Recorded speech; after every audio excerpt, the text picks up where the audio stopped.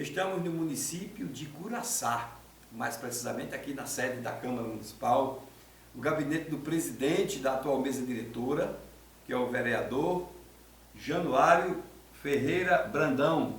Januário, vamos conversar um pouquinho, falar sobre essa sua passagem pela presidência da Casa. No próximo dia 31 de dezembro encerra então essa legislatura. Que forma você comenta esse período que você está à frente dos destinos do Legislativo de Curaçá, claro que com a consciência do dever cumprido. Bem, prazer. Quero dizer que essa é uma missão que me honra muito, presidir o poder, ter chegado aqui praticamente com o apoio da unanimidade dos vereadores. Tenho procurado fazer um trabalho garantindo a cada um a condição digna de representação popular, garantindo as condições necessárias para que cada vereador exerça bem o seu papel de fiscalizador, do contato com a população. Enfim, esse tem sido o meu trabalho. Um dos desafios também aqui foi manter os assessores parlamentares, que havia sempre uma interrupção, tomavam posse e depois seriam demitidos, exonerados. E eu sempre achei que o assessor parlamentar ele tem um papel importante no assessoramento, na ajuda ao parlamentar, principalmente em municípios pequenos como o nosso. E a minha primeira meta foi garantir a permanência de todos os assessores.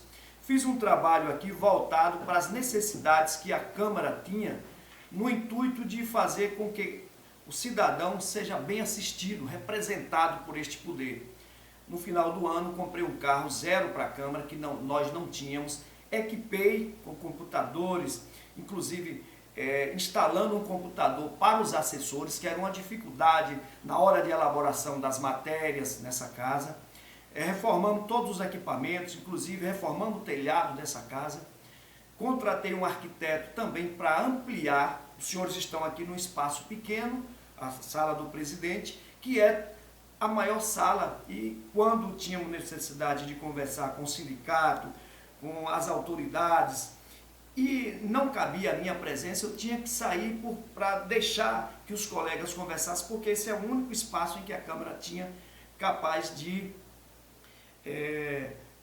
absorver, capaz de acomodar o maior número de pessoas. E pensando nisso é que nós buscamos ampliar a Câmara. E o nosso projeto era uma sala mais ampla para o presidente, uma sala de espera à altura do cidadão que vem aqui buscar apoio nessa casa, uma sala de reuniões, uma sala de arquivo e mais uma garagem.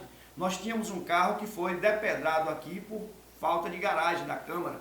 Mas, infelizmente, o gestor municipal, não compreendendo que o fortalecimento do poder legislativo é importante para o município, inclusive na própria relação que deve existir de harmonia entre os poderes, ele entrou com embargo aqui, pedindo que nós não fizéssemos essa obra, que eu considero importante, até porque esse espaço está cedido à Câmara, mas é um espaço do município, da Prefeitura. E se algum tempo retornar para a Prefeitura, teria mais sala para funcionar aqui, uma secretaria ou qualquer um outro local em que a Prefeitura viesse a utilizar para a população. Então nós estamos aí com essa obra parada, ele entrou na Justiça, está em Salvador, estamos tentando convencer a Justiça que é importante e que há aí uma relação também de independência entre os poderes, que ele não podia interferir no papel do Legislativo, mas o nosso sonho é sair daqui, deixar essa Câmara preparada para o próximo mandato, à altura do que a população necessita e os parlamentares precisam para desenvolver bem seus trabalhos. Esse é o meu objetivo. Tenho organizado, pago tudo direito, todos os direitos dos funcionários estão pagos, todo mundo em dias, férias, tudo bonitinho, porque a gente precisa dar exemplo. Nós estamos num país de tantas contradições e de tanta gente presa por malversação do dinheiro público. Eu acho que precisa ter alguém que o faça com altivez, com responsabilidade. Muito bem, Januário, voltando ao assunto do embargo da obra aqui da Câmara Municipal, a que se atribui, então, essa decisão por algum laudo técnico ou uma represália política? A justificativa que o prefeito usou para embargar essa obra não me convence. Primeiro porque ele disse que ia causar um impacto visual e dificultar o acesso de pessoas. Nós temos uma calçada de mais de 2 metros de largura. Nós deixamos, inclusive, essa área era uma área de estacionamento em que nem as plantas foram retiradas, elas continuam. E os meus vizinhos aqui, que ele disse que supostamente haveria essa questão visual, poluição visual, todos atestaram que estão de acordo com a obra. Então, me parece mais uma perseguição. Ele queria que eu devolvesse esse recurso que nós iríamos investir na obra para a prefeitura. Os senhores sabem que no final do exercício, aquilo que restar é devolvido para o gestor. E ele queria que eu fizesse essa devolução, mas eu compreendi que a gente precisava melhorar o prédio aqui, o espaço, para acomodar melhor os parlamentares e a população. Creio que foi perseguição política. Muito bem. Januário, com relação aos demais setores da administração pública, claro que de forma totalmente imparcial, independentemente de bancada, que você seja da oposição ou que você seja da situação. Qual a sua avaliação, no geral, no todo, você como legítimo representante do povo, qual a sua avaliação da atual gestão? A minha avaliação é que é uma gestão que eu fui aliado, estive no palanque do atual prefeito, mas considero hoje como um desgoverno, porque muitos serviços, programas que eram assegurados à população do município anteriormente deixaram de existir. Nós somos aqui o 2º maior rebanho caprino do Brasil, não temos um abatedouro. Nós tínhamos um médico veterinário concursado que a atual gestão disse que não era importante e que ele foi convidado a voltar para Xorroxó, está prestando serviço lá. Nós não temos, mesmo com esse rebanho enorme de caprino, de ovinos, bovinos, nós não temos um médico veterinário, nem um abatedouro para abater os animais. Nós tínhamos programas de apoio ao homem do campo, como técnico de manutenção de poços, que foi retirado. Nós tínhamos um milho da Conab, que era destinado aos produtores com preço baixo, agora nesse período de escassez de alimento também, que não foi assegurado. Nós tínhamos uma série de programas, nós temos aqui um mercado que é considerado um mercado novo, que seria uma espécie de Ceasa, que está lá servindo de garagem para veículos, que poderia estar comercializando os produtos da agricultura familiar. Nós temos uma margem de rio muito grande com os pequenos produtores, os produtores da agricultura familiar, não tem um agrônomo para dar assistência e a gente tem um alto índice de câncer, provavelmente pelo uso inadequado do agrotóxico, que aí sem controle, porque não tem alguém que possa fazer um receituário agronômico. Enfim, o nosso município vive um desprezo total. Até pouco tempo a rua estava tomada de entulhos, de lixo. Se os senhores forem aqui ao lixão, onde é depositado o lixo do nosso município, é uma vergonha. Os ex-gestores, era uma área cercada com porteira, hoje está aberto lá os animais ingerindo. Nós estamos num município em que a caprina, a ovinocultura, como disse, é muito forte. E se os senhores saírem aqui, muito próximo aqui, vai ver o lixão lá aberto, os animais ingerindo. Possivelmente, esses animais sejam abatidos e a população consumindo essa carne que não é de qualidade. As estradas do nosso município, nós temos o distrito de Barro Vermelho, um distrito importante que dá acesso ao Poço de Fora e à BR-235, está intransitável. O prefeito para ir a região de Poço de Fora, Mundo Novo, ele vai pela Minas Vermelho porque não passa por essa estrada que é importante, que transita ônibus semanalmente, que leva passageiro para Barro Vermelho, para Patamuté. Então as estradas é um caos. Nós temos uma gruta que é o nosso ponto turístico, que está lá abandonada. Não há investimentos em nosso município. Então, eu quero dizer para os senhores que discordo frontalmente da maneira como o atual gestor vem conduzindo a administração pública em nosso município. Faço isso com muita independência.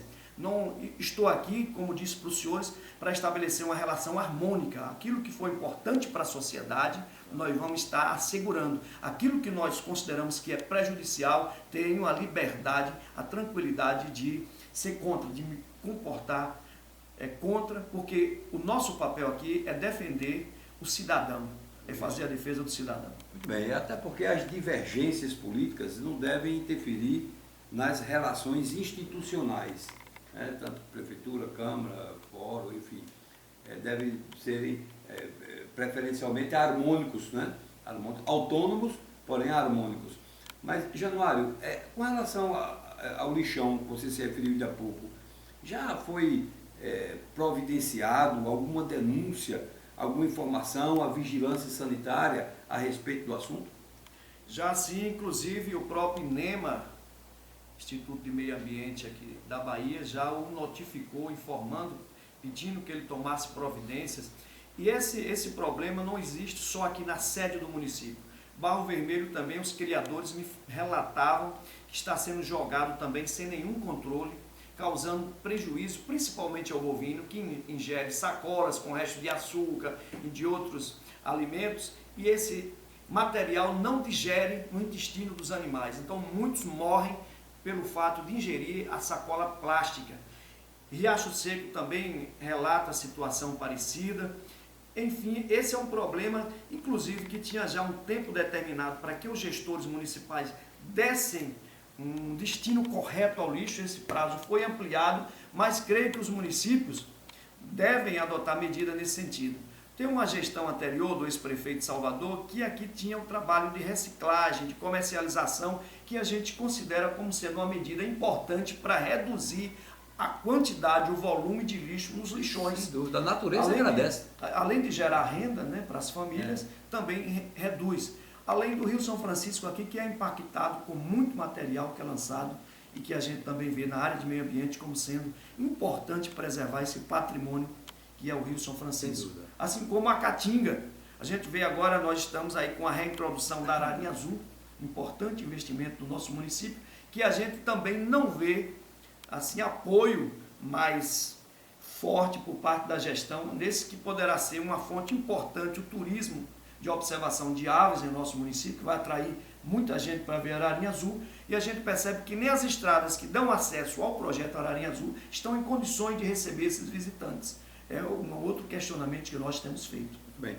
Januário, você que conhece bem os problemas aqui do município de Curaçá, que pedido você faria de modo especial ao governador Rui Costa, que através do portal imprensa, para que ele destine mais ações, traga mais melhorias, que atenda a uma necessidade maior do município? Nós percebemos que todas as áreas necessitam de investimento do governo do estado. Por exemplo, como eu falei aqui da estrada que dá acesso ao distrito de Poço de Fora, que é vizinho à BR-235, ela é uma BA 120, precisava de pavimentação para a gente escoar essa produção sentido Salvador, sentido Sergipe. Bem lembrado. Isso é uma coisa importante. Mas também gostaríamos de cobrar do governador que houvesse investimento aqui na implantação do nosso abatedouro de animais. Não há como a gente investir, não há como a gente incentivar o produtor a criar o caprino ovino, que é uma fonte de renda e que sempre foi uma das principais atividades econômicas do nosso município, se nós não tivermos aqui um abatedouro capaz também de exportar carne da nossa região para outros centros. O mercado local tem um período em que não absorve essa produção. Então há um incentivo através dos bancos para financiar, para melhorar as propriedades, melhorar a genética dos animais, mas na hora de comercializar, de abater, infelizmente nós ainda não temos esse abatedouro em nosso município. Seria também um investimento importante, além também dos cursos profissionalizantes do nosso município. Nós temos aqui muitas mineradoras e as pessoas que trabalham, os profissionais, terminam vindo de outras regiões, porque a nossa mão de obra não está voltada para esse tipo de mineração. Gostaríamos também que houvesse cursos técnicos profissionalizantes dessas áreas que estariam gerando renda e emprego em nosso município. Principalmente lembrando aí os jovens, né? Sobretudo esses jovens que desejam ingressar no mercado de trabalho. Pois é, uma das nossas preocupações, além desses cursos profissionalizantes, também estimular o empreendedorismo. A caprino-ovinocultura é importante, a agricultura, aqui nós estamos na margem do Rio São Francisco, precisamos estimular o empreendedorismo e também cursos voltados para aquelas áreas em que há uma maior disponibilidade de mão de obra. Bem, Januário, estamos nos aproximando aí da eleição, próximo dia 15 de novembro, serão realizadas as eleições a nível nacional, onde os eleitores vão às urnas, né, para eleger aquele ou aquela que irá conduzir os destinos de cada município do nosso Brasil. Qual a sua mensagem para esse povo maravilhoso aqui de Curaçá? A essa população guerreira, gloriosa e hospitaleira aqui do município de Curaçá, para um futuro melhor, para um futuro mais promissor, focando as eleições que se aproximam.